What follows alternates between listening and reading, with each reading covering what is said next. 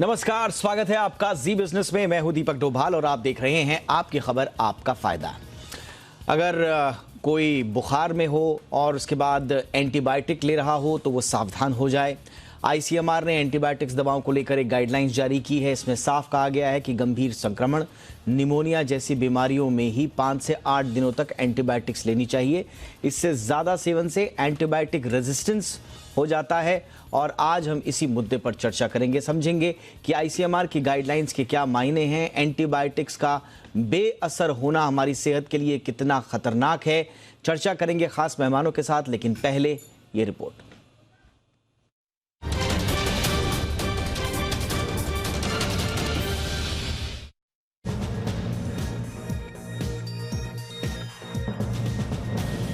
Antibiotics यानी bacterial infection को रोकने की एक कारगर दवा, लेकिन अब ये बेअसर साबित हो रही है क्योंकि लोग हल्का बुखार होने पर भी एंटीबायोटिक ले लेते हैं। ऐसे में आईसीएमआर ने एंटीबायोटिक को लेकर एक गाइडलाइन जारी की है। आईसीएमआर ने डॉक्टरों को भी सामान्य मामलों में मरीजों के लिए इन दवाओं को लिखने से परहेज करने को कहा है। आईसीएमआर ने साफ किया है कि स्किन सेल से जुड़े इन्फेक्शन के मामलों में मरीज को 5 दिनों तक एंटीबायोटिक दी जा सकती है। वहीं अस्पताल में भर्ती निमोनिया के मरीज को 8 दिनों तक एंटीबायोटिक खाने की सलाह दी जा सकती है। आईसीएमआर ने यह भी कहा है कि बीमारी की गंभीरता की जांच होने के बाद ही एंटीबायोटिक की सही मात्रा देना चाहिए। दरअसल एंटीबायोटिक्स का इस्तेमाल बैक्टीरियल इन्फेक्शन की रोकथाम और उसे खत्म करने के लिए किया जाता है, लेकिन सामान्य इन्फेक्शन में इसका इस्तेमाल करने से शरीर के गुड बैक्टीरिया बेजान हो जाते हैं, जबकि बीमारी वाले बैक्टीरिया मजबूत हो जाते हैं, जो बाद में एंटीबायोटिक से भी नहीं मरते। इस गाइडलाइन के आने की पीछे की वजह यह है कि आईसीएमआर ने पिछले साल 1 जनवरी से 31 दिसंबर के बीच एक सर्वे किया था, जिसमें यह बात सामने आई कि भारत में बड़ी संख्या में रोगियों पर कुछ एंटीबायोटिक बेअसर साबित हो रहे हैं। आईसीएमआर ने अपनी स्टडी में पाया कि कोरोना के दौरान बिना डॉक्टर की सलाह के लोगों ने एंटी माइक्रोबियल दवाइयों का इस्तेमाल धड़ल्ले से किया। नतीजा ये रहा कि कई महत्वपूर्ण एंटीबायोटिक्स और एंटी फंगल दवाइयां बेअसर साबित हो रही हैं। खासकर आईसीएमआर ने पाया कि आईसीयू में निमोनिया के इलाज के लिए इस्तेमाल होने वाली कारगर दवा कार्बापेनेम्स अब उन मरीजों में असरदार नहीं रही जिन्होंने एंटीबायोटिक दवाओं की ज्यादा डोज ली है। दरअसल उनकी बॉडी में एंटी माइक्रोबियल प्रतिरोधक क्षमता विकसित हो चुकी है। ये भी जानना जरूरी है कि कोई एंटीबायोटिक दवा ज्यादा समय तक लेने पर किडनी के अलावा लीवर पर बुरा असर पड़ता है। इसके साथ ही ये हमारे डाइजेशन सिस्टम को भी प्रभावित करता है। इसके साइड इफेक्ट की बात करें तो मुंह में छाले पड़ना, मोटापा, एलर्जी और टाइप 1 शुगर का खतरा बढ़ जाता है। ऐसे में बगैर डॉक्टर की सलाह के एंटीबायोटिक कतई नहीं लेनी चाहिए, वरना गंभीर संक्रमण होने पर यही दवा बॉडी पर बेअसर साबित हो सकती है और संक्रमण से जान जाने का खतरा भी बढ़ सकता है। ब्यूरो रिपोर्ट, जी मीडिया। और आज की चर्चा के लिए मेरे साथ बहुत ही खास मेहमान हैं। सबसे पहले परिचय आज के मेहमानों का आपसे करवा देते हैं। हमारे साथ है डॉक्टर सुनीला गर्ग, जानी मानी स्वास्थ्य विशेषज्ञ भी और फिलहाल एडवाइजर हैं आईसीएमआर के साथ। डॉक्टर गर्ग, बहुत बहुत स्वागत है मैम आपका हमारे शो पर। और हमारे साथ है doctor Hemant P Thakkar, senior physician हैं। डॉक्टर ठक्कर, बहुत बहुत स्वागत है सर आपका हमारे शो पर। डॉक्टर गर्ग, ये एंटी माइक्रोबियल रेजिस्टेंस की बात हम लगातार करते आए हैं और इस पर पूरी विश्व में चिंता है। बाकायदा WHO ने बीच बीच में पूरी दुनिया में इसकी चिंताओं के बाद एडवाइजरी भी जारी की है समय समय पर, लेकिन ये कम होता हुआ नजर नहीं आ रहा है। अभी जो आईसीएमआर ने जो एक तरह से आगाह किया है, उसके क्या मायने हैं और कितना गंभीर खतरा है इस वक्त एंटी माइक्रोबियल रेजिस्टेंस का? मैम थैंक यू डोभाल जी। मैं ये जरूर कहना चाहूंगी कि बहुत ही इम्पोर्टेंट प्रश्न है, क्योंकि मैं अभी प्रेसिडेंट रही हूँ ऑर्गेनाइज्ड मेडिसिन एकेडमिक गिल्ड की, जो कि कॉम्बिनेशन है हमारा 14 प्रोफेशनल एसोसिएशंस का। यानी कि इसमें इमरजेंसी मेडिसिन से लेके हमारी डिफरेंट स्पेशलिटीज आती हैं और हमारा टॉप मोस्ट जो हमारा मुद्दा है to fight anti microbial resistance. क्यों? क्योंकि we are sitting on the time bomb of anti microbial resistance, क्योंकि आज हम वन हेल्थ की बात करते हैं और पर्टिकुलरली हम अगर इंडियन सेटिंग्स की बात करें जहाँ लगभग हम 140 करोड़ लोग हैं, जहाँ पे इनडिस्क्रिमिनेट यूज ऑफ एंटीबायोटिक्स है, तो जाहिर सी बात है कि जो दवाई हमारी कुछ साल पहले काम करती थी तो काम करने क्योंकि नेचुरली हम जब कोई एंटीबायोटिक देते हैं अधूरी मात्रा में देते हैं या उसकी रिक्वायरमेंट नहीं है। ज्यादातर इन्फेक्शन हम देखें तो वायरल इन्फेक्शंस होते हैं पहले, और बिना सोचे समझे हम बिना स्टैंडर्ड ट्रीटमेंट गाइडलाइंस को अगर फॉलो ना करें हैं तो बेसिकली जो हमारे माइक्रो ऑर्गेनिजम्स हैं वो रेजिस्टेंट हो जाते हैं, यानी कि रिस्पॉन्ड नहीं करते। जैसे कॉमनली मैं आपको एग्जांपल दूं, वुमेन में यूरिनरी ट्रैक्ट इन्फेक्शन बहुत कॉमन है, और जो ऑर्गेनिजम्स पहले कॉमन एंटीबायोटिक्स को रिस्पॉन्ड करते थे वो आजकल नहीं करते। और आपने एक उदाहरण भी दिया पर्टिकुलरली आईसीयू में निमोनिया के लिए, जैसे कि कार्बेनोपेनम है, that is also not effective now. और धीरे धीरे हम देखते हैं कि डॉक्टर सीधे प्राइमरी बेसिक एंटीबायोटिक्स का यानी कि फर्स्ट जनरेशन का ना यूज करके हम थर्ड जनरेशन के ऊपर सीधे चले जाते हैं। तो और भी ज्यादा ये घातक बात है। From a public health perspective this is a very serious situation. और हमें जब तक, और हमारे पास में सब चीजों की स्टैंडर्ड ट्रीटमेंट गाइडलाइंस हैं, यानी कि अगर 2 दिन का, 3 दिन का, 4 दिन का भी अगर वायरल फीवर है, एंटीबायोटिक की कोई आवश्यकता नहीं है।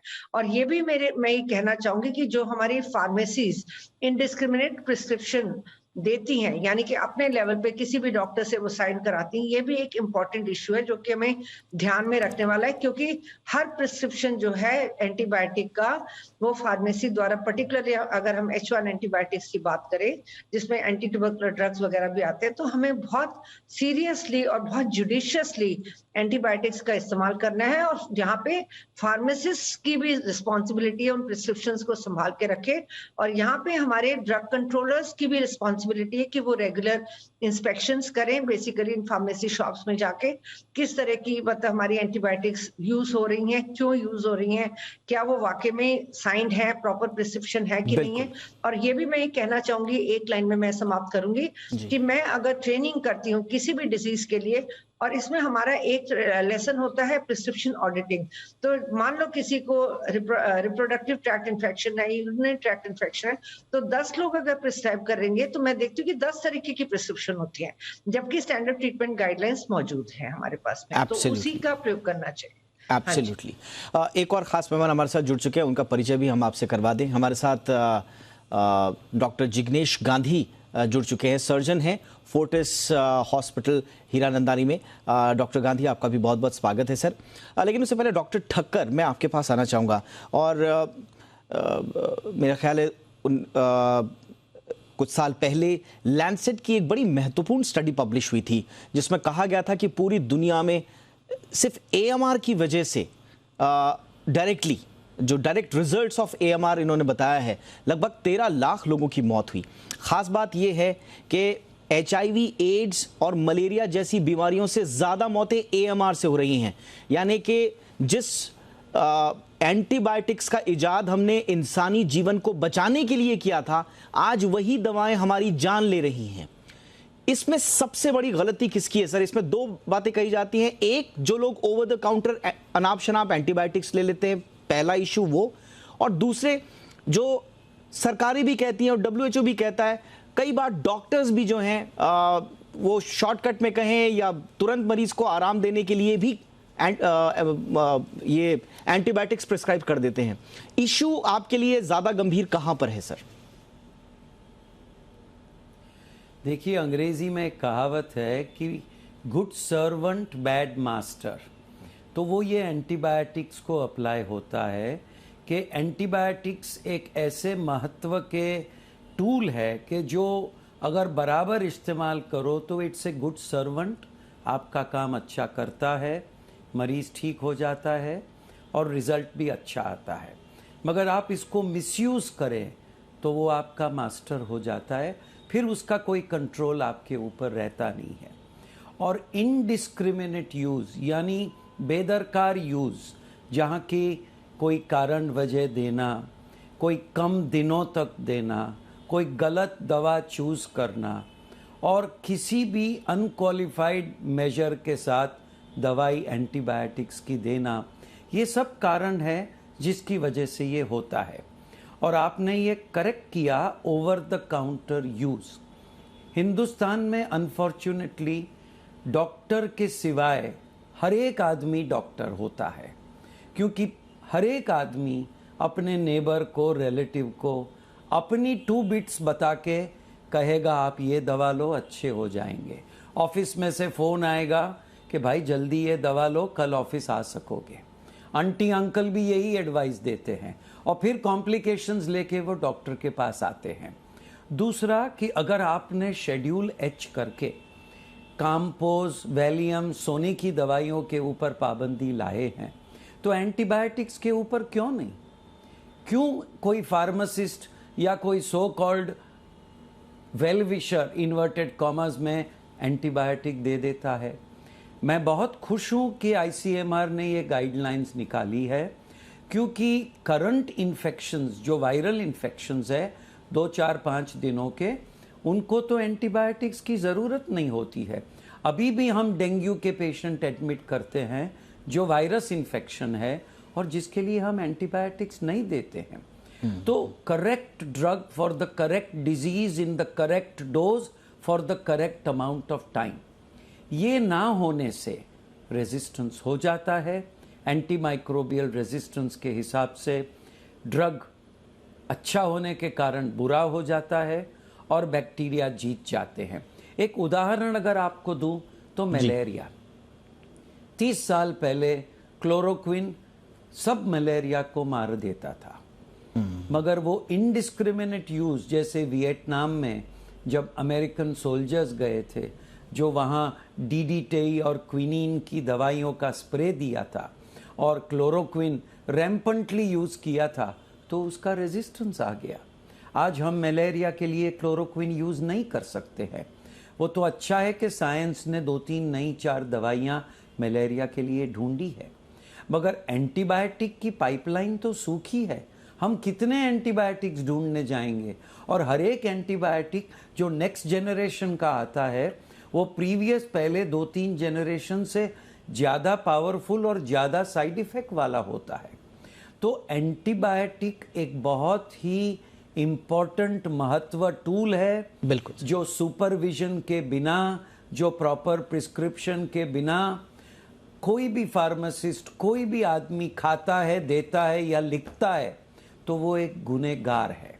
और ये गुनाह आईसीएमआर ने हमें एब्सोल्युटली आज हाईलाइट किया है और कहा है कितने दिनों के लिए कितने एंटीबायोटिक। हाँ, मिस्टेक तो मरीज की है। भाई मुझे दुबई जाना है, परसों फ्लाइट पकड़नी है, आप मुझे दवाई महंगी से महंगी दो, पावरफुल से पावरफुल दो, मगर मुझे जाना है। बिल्कुल, ऐसे टेम्पटेशन से बचिए। एब्सोल्युटली। आज आप एक रात के लिए नहीं जीते हैं, आप उम्र भर के लिए जीते। आपने बहुत इंपॉर्टेंट बात बोली सर, और मुझे लगता है कि ये एक मरीज का जो साइकोलॉजी है ना, शॉर्टकट का, कि मेरे को अगर कोई प्रॉब्लम हो गई तो डॉक्टर साहब तो हैं ही मेरे पास, और डॉक्टर साहब को भी मैं फोर्स कर दूंगा कि वो शॉर्टकट बता दें। तो जो अंग्रेजी में कहावत है, शॉर्टकट्स में कट योर लाइफ शॉर्ट, वो एंटीबायोटिक्स पे भी लागू होती है। शॉर्टकट के चक्कर में फटाफट एंटीबायोटिक्स डॉक्टर से ले ली, रिश्तेदार से पूछ लिया या खुद ही गूगल कर लिया, जाके उठा लिया। तो ये सब देखिए दुनिया कहाँ जा रही है। एंटीबायोटिक रेजिस्टेंस की वजह से पूरी दुनिया में कितना नुकसान हो रहा है। देखिए, सिर्फ नुकसान आपकी जान का ही नहीं हो रहा है, लॉन्गर हॉस्पिटल स्टेज, उससे माली हालत खराब हो जाती है परिवार की, हायर मेडिकल कॉस्ट होगी, उससे पूरी परिवार के उस पर असर होता है, और ओवरऑल जो प्रोडक्टिविटी है एक नेशन की, वो प्रभावित होती है। इसीलिए ये सिर्फ आपका इशू नहीं है, ये आपके आसपास का, आपके परिवार का और पूरे राष्ट्र का इशू है। इसलिए थोड़ा ध्यान देना इस पर बहुत आवश्यक है। डॉक्टर गांधी, लेकिन यहाँ पर जो दोनों हमारे जो पैनलिस्ट हैं वो एक चीज़ को सजेस्ट कर रहे हैं, वो एक तो ऑडिटिंग हो, नंबर 1, नंबर 2 शेड्यूल एच में लाया जाए। क्या ये बहुत मुश्किल है कि आप एंटीबायोटिक्स को शेड्यूल एच में ले आए? सबसे पहले तो बहुत बहुत शुक्रिया मुझे बुलाने के लिए, और मैं आईसीएमआर को ये बधाई दूंगा कि उन्होंने अच्छी जांच पड़ताल करके 1 साल का जो रिपोर्ट दिया है उसमें काफ़ी सारे महत्वपूर्ण डिसीजन लिए गए हैं जो पेशेंट्स के बेनिफिट के लिए अच्छा है। अभी शेड्यूल एच में लाने के लिए ये बहुत एक अच्छा इम्पॉर्टेंट नतीजा रहेगा, पर आपको ये समझना है कि इसमें स्टेक होल्डर्स जो एंटीबायोटिक रेजिस्टेंस में है वो 3 है। एक तो पेशेंट, दूसरा डॉक्टर, और तीसरे जो लेजिस्लेशन या जो हम लोग बोलते हैं कि people from the animal industry, people from the food industry. ये बहुत इंपॉर्टेंट है, बिकॉज जब तक हम सब लोग को एक ही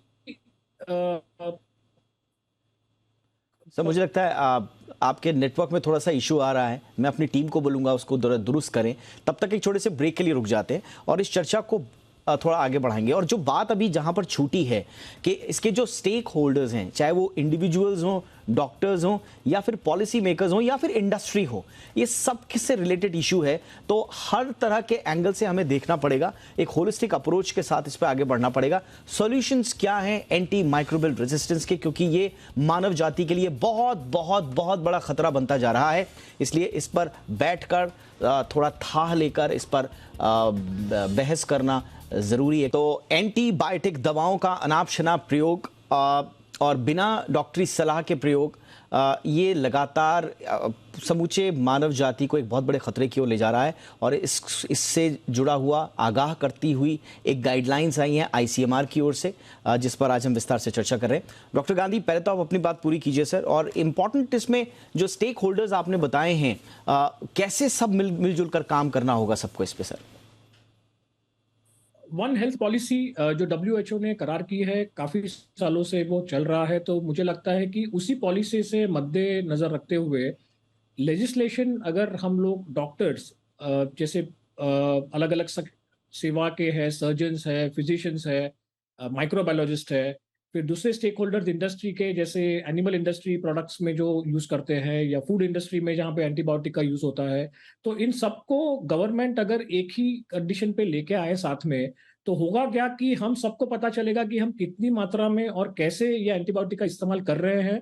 गाइडलाइंस फॉलो हो जाएगी, क्योंकि सिर्फ पेशेंट और डॉक्टर का रिलेशनशिप एंटीबायोटिक रेजिस्टेंस में नहीं आता है, ये बाकी चीजों का भी बहुत महत्वपूर्ण रोल है।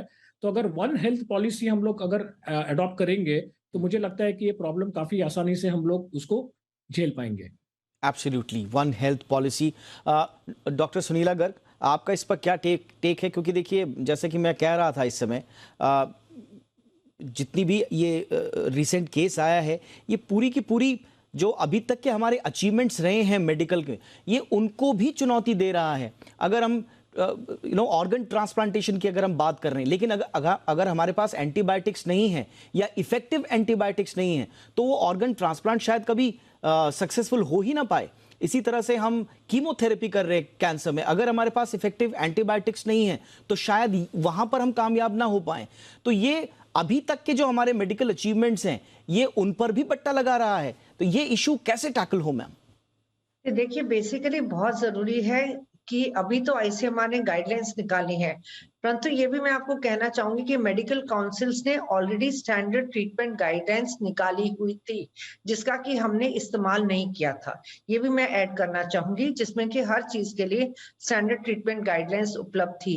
तो मेरा ये भी टेक है कि साथ ही साथ जब हम आईसीएमआर की गाइडलाइंस की तरफ हम तवज्जो देते हैं, जो कि लेटेस्ट गाइडलाइंस है, हमारी डॉक्टर्स की भी ट्रेनिंग या कैपेसिटी बिल्डिंग होनी बहुत जरूरी है, क्योंकि अलग अलग तबके के डॉक्टर्स हैं, अलग अलग हमारी स्टेट्स हैं, अलग अलग यूनिट्स में पोस्ट होते हैं। तो इम्पोर्टेंट है कि हम करेक्ट हिस्ट्री या क्लिनिकल सिंड्रोम को हम आइडेंटिफाई करें, उसके बाद में क्या पॉसिबल सोर्सेज ऑफ इन्फेक्शन है या क्या पॉसिबल माइक्रोबायोलॉजिकल ऑर्गेनिज्म है, एंड ऑल्सो हमें यह भी पता होना चाहिए कि वहां का लोकल रेजिस्टेंस पैटर्न क्या है। तो उसके हिसाब से डॉक्टर्स की ट्रेनिंग होनी चाहिए, क्योंकि ये एक बहुत इंपॉर्टेंट मुद्दा है। जैसा कि आपने बताया कि लैंसेट स्टडी में भी ये दर्शाया गया था कि indiscriminate use of antibiotics is very very common. And जब हम वन हेल्थ पॉलिसी की बात करते हैं, तो definitely we talk of standard guidelines across. हालांकि लोकल रेजिस्टेंस पैटर्न में very according to the state, according to the country, that is also important, but then कहीं ना कहीं स्टैंडर्डाइजेशन होना बहुत जरूरी है। और ये डी एस्केलेशन की तरफ भी, यानी कि हमें ड्यूरेशन भी, जैसे अंधाधुंध हम कहे कि ये दवाई आप 2 हफ्ते के लिए ले ले, जबकि जरूरत है हमें केवल 5 दिन की। तो ये भी बहुत जरूरी है कि मैं कहना चाहूंगी कि इस तरफ भी हमें ध्यान देने की जरूरत है, जिसको कि आईसीएमआर ने बहुत क्लियरली लेके आया है, जो कि स्टैंडर्ड ट्रीटमेंट गाइडलाइंस में भी मेंशन है। तो मेरा यही टेक रहेगा कि हम लोग अपने आप को प्रॉपरली अपग्रेड करें नॉलेज को, और यानी कि और यहाँ पे डिस्ट्रिक्ट अथॉरिटीज का भी रोल है, हमारे सीडीएमओज का भी रोल है कि रेगुलर ट्रेनिंग्स ऑर्गेनाइज की जाए डॉक्टर्स के लिए भी, और also instructions to the pharmacy not to go by the client, they should only use the judgement of the doctors who is a well trained doctor. Absolutely एक robust national action plan की भी आवश्यकता है, जिसकी नज़ीर ICMR ने दी है। ये बहुत अच्छी बात है, लेकिन पूरा पॉलिसी लेवल पे भी हमें अमूलचूल परिवर्तन लाना पड़ेगा इस पूरे एंटीबायोटिक रेजिस्टेंस के इशू को टैकल करने के लिए। लेकिन इंडिविजुअल लेवल पे डॉक्टर ठक्कर, हमारी भी ये जिम्मेदारी बनती है कि हमको एंटीबायोटिक की आवश्यकता आखिर पड़ती क्यों है। इन्फेक्शन अगर हो जाता है, अगर हम ही छोटी छोटी बातों का ख्याल रखें, जो डॉक्टर सदियों से कहते रहे हैं, हाइजीन का आप ध्यान रखिए, अच्छे से खाना पीना खाइए, हेल्थ को ठीक ठाक रखिए, इन्फेक्शन ही नहीं होगा तो एंटीबायोटिक की आवश्यकता ही नहीं पड़ेगी। नहीं, ये वैसा प्लेटफॉर्म नहीं है जहां हम एंटीबायोटिक प्रिवेंशन की बात करें, मगर ये आईसीएमआर की जो मैडम ने बात की, वो इन हॉस्पिटल पेशेंट्स जो है कि जहां हम एक एंटीबायोटिक स्टूवर्डशिप प्रोग्राम रखें और डॉक्टर्स को ट्रेन करें और डी एस्केलेशन पॉलिसी करें, वो तो रही डॉक्टर्स की बात। मगर ये हिंदुस्तान एक बहुत बड़ा देश है। आप कंज्यूमर से लेके डिस्पेंसर से लेके प्रिस्क्राइबर से अगर आप सब कहो, तो एक जगह जहां श्योर शॉट आपको ये इंडिस्क्रिमिनेट यूज़ कम हो जाएगा। आपने हॉस्पिटल की तो बात की कि आप पॉलिसी रखेंगे, मगर ओपीडी लेवल यानी कि कम्युनिटी लेवल पे अगर आप फार्मेसीज पे कोई पाबंदी लाएं या सरप्राइज इंस्पेक्शन चेक्स लाएं, अभी आप बाहर जाके स्लीपिंग टैबलेट्स लो तो नहीं मिलती है। पेशेंट 2 महीने बाद आता है कि सर हमें नया प्रिस्क्रिप्शन चाहिए। तो अगर ऐसी पॉलिसी करें तो ओनली 20 और 15% पेशेंट्स तो हॉस्पिटल में होते हैं, 85% तो चलते घूमते फिरते ओपीडी पेशेंट्स होते हैं। तो उनको सर्विस करते हैं फार्मेसीज। और अगर ये फार्मेसीज पे अगर आप चेक रखते हैं तो काफ़ी community acquired antibiotic wastage and community acquired antibiotic misuse को आप गिरफ्तार कर सकेंगे। तो आहिस्ता आहिस्ता ये तो एक बड़ा हाथी है। आप 1 लॉ 1 हेल्थ प्रोग्राम ओवरनाइट तो नहीं कर सकेंगे। डॉक्टर्स की ट्रेनिंग तो एक रही, मगर डॉक्टर की कम्युनिटी तो छोटी है। फार्मासिस्ट लेवल के जो फार्मासिस्ट बहल के, वो सुन के किसी के बहलाने के कोई दवा न दे, उसके ऊपर पुलिसिंग चेकिंग रखो। फिर आप प्रोपेगेंडा करो, जैसे आपके जी प्रोग्राम ने अच्छी तरह से किया है कि आपको छोटी छोटी मोटी मोटी चीज़ों पे इंडिस्क्रिमिनेट यूज़ नहीं करना है, आपको डिसाइफर करना है। और एंटीबायोटिक्स डॉक्टर ही आपको सजेस्ट करेगा। ये अवेयरनेस बिल्ड करना है। तो लिखने वाला, देने वाला और खाने वाला, ये तीनों के ऊपर अगर आप बराबर पाबंदी करेंगे तो हाथी थोड़ा आगे बढ़ेगा। दिल्ली बहुत दूर है, मगर काम दिल्ली से ही होगा। एब्सोल्युटली सर, बहुत इंपॉर्टेंट बात आपने बोली। और मुझे लगता है कि जो पूरा मामला जहां पर उलझा हुआ है, इसके जो सिरे हैं, आज हमारे तीनों मेहमानों ने उन सिरों को खोजने की कोशिश की है। और शायद अगर ये सिरे खोज लिए जाएं ढंग से, तो ये डोर जो है, जो उलझी हुई है, ये सुलझ जाएगी। और हमारी न सिर्फ भारत, बल्कि मैं तो कहूँगा कि पूरी की पूरी ह्यूमन रेस जो है, ये जो बहुत बड़ा खतरा पूरी ह्यूमन रेस पर एंटी माइक्रोबियल रेजिस्टेंस का बन चुका है, ये पूरी की पूरी ह्यूमन रेस इससे बच पाएगी। हम सब मिलकर, जितने भी स्टेक होल्डर्स हैं, एक होलिस्टिक अप्रोच के साथ मिलजुल कर काम करें आगे, और देखते हैं फिर इसमें किस तरह के रिजल्ट्स आएँ। उम्मीद करते हैं कि बेहतर रिजल्ट्स हमें आने वाले समय मिलेंगे। बहरहाल बहुत बहुत शुक्रिया आप तीनों का, आपने वक्त निकाला। Doctor Sunila Garg ma'am, thank you so much वक्त निकालने के लिए। Doctor Hemant Thakkar sir, thank you so much sir. Doctor Jignesh Gandhi, बहुत बहुत शुक्रिया सर, आपने वक्त निकाला हमारे दर्शकों के लिए। आपकी खबर आपका फायदा में इतना ही। इजाजत दीजिए और देखते रहिए जी बिजनेस। नमस्कार।